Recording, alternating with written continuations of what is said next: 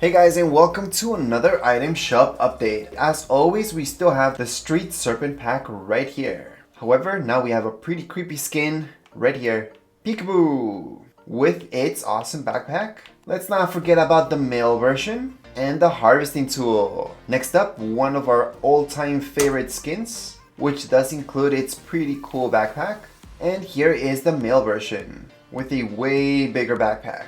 Let's not forget about the harvesting tool.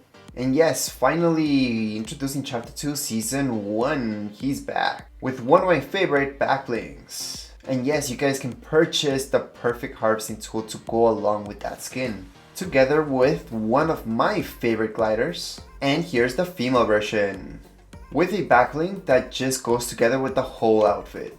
Now this harvesting tool is a lot better than the other one, and the wrap is pretty interesting too. Introduced in Season 10, Recon Ranger. And one of our last skins right here, very stylish skin, goes together with a pretty neat backbling. An interesting take on a harvesting tool. Last but not least, all our emotes, which does include this one right here, plus one of my personal favorites.